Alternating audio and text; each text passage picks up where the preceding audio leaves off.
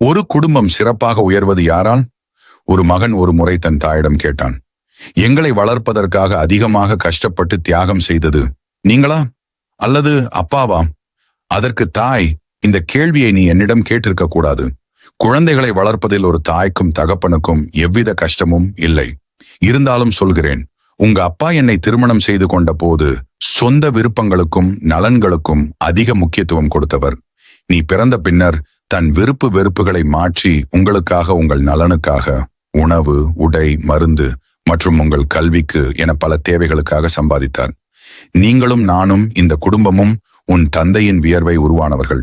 மகன் இதே கேள்வியை தன் தந்தையிடம் கேட்டார். அவரின் பதில் வேறு மாதிரி இருந்தது. உங்கள் தாயார் எவ்வளவு தியாகம் செய்தார் என்று எனக்கு தெரியவில்லை. உன்னை வளர்ப்பதற்காக அவள் எவ்வளவு கஷ்டப்பட்டாள் என்று கூட எனக்கு தெரியவில்லை. அவளுடைய பொறுமையும் விடாமுயற்சியும் தான் இந்த குடும்பத்தை இன்று இந்த நிலைக்கு கொண்டு வந்தது. என்னுடைய வருமானத்திற்கு ஏற்ப செலவுகளை செய்தாள். தனக்கு தேவையான எதையும் அவள் இதுவரை என்னிடம் கேட்டதில்லை. உங்களுக்காகத்தான் என்னுடன் சண்டையிட்டிருக்கிறாள். அவளது தியாகத்தை விட நான் ஒன்றும் பெரிதாக செய்யவில்லை என்றார். மகன் தனது சகோதரர்களிடம் சொன்னான், நம்மை விட இந்த உலகில் அதிர்ஷ்டசாலிகள் யாரும் இருக்க முடியாது. ஒவ்வொரு குடும்பமும் சொர்க்கம்தான். பெற்றோர்கள் இருவர் அல்ல, ஒரு கிரீடத்தில் இருக்கும் 2 வைரக்கற்கள். அவர்களை நம்முடனே வைத்து அவர்களது ஆயுட்காலம் முழுவதும் காப்போம். Download ShareChat.